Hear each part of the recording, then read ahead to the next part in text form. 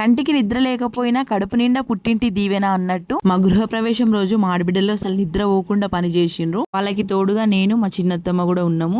పొద్దున 2 గంటల నుండే ఫ్యామిలీ అందరము స్నానాలు చేసి గృహ ప్రవేశానికి సిద్ధమైనము. ఇంకా మా అందరికంటే ముందు మా ఇంటి పెద్ద ఆడబిడ్డ మా అక్క స్నానం చేసి కూరాడి కుండలు పూజించడము, ఆమెకి సునీత హెల్ప్ చేయడము, వాళ్ళిద్దరు అక్క చెల్లెలే అవన్నీ పనులు కూడా చేసిండ్రనమాట. మేము కూరాడి పెట్టడానికని 5 కుండలు తీసుకొచ్చినాం కదా. ఇంతకీ 5 కుండలు ఎందుకు అనేది నేను ఆల్రెడీ ఒక వీడియోలో చెప్పిన కదా. కూరాడకుండా, నీరాడకుండా, మంచినీళ్ళ కుండ, పసుపు కుండ, చింతపండు కుండ అన్నమాట. అసలు ఈ కూరాడి కుండలో ఏం పెట్టిందంటే కుడుక, కనుము, పసుపు, కుంకుమ, పోకలు, ఖర్జూరాలు, ఇంకా డబ్బులు. కూరాడి కుండని ఇలా పూజించి కంకణం కట్టి పూలదండ కూడా కట్టి కింద బియ్యం పోసి ఈ కూరాడి కుండని ఇలా కూర్చోబెట్టిండ్రన్నమాట. ఇంకొకటి బియ్యం కుండ. ఆ బియ్యం కుండలో మేము 5గురిమి బియ్యం పోసినాం అన్నమాట. నీళ్ళ కుండలో నీళ్లు, పసుపు కుండలో పసుపు, చింతపండు కుండలో చింతపండు, ఇవన్నీ కూడా నింపి పెట్టినాము. ఇంకా కూరాడి కుండ కొత్తింట్లో ప్రతిష్ఠించే సమయం ఆసన్నమైంది. మా అక్క కూరాడి కుండ పెడుతుంది కాబట్టి ఆ కూరాడి కుండని మా అన్ననే ఎత్తాలంట.